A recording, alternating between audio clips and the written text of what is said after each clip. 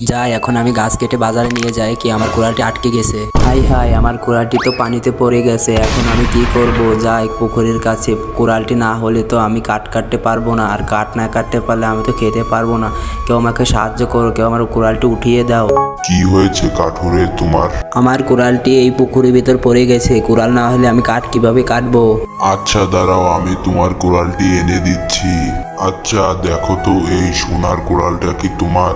না বাবা, এই কুড়ালটা তো আমার না। আচ্ছা ঠিক আছে, কাঠুরে দেখো তো, এই কুড়ালটা কি তোমার?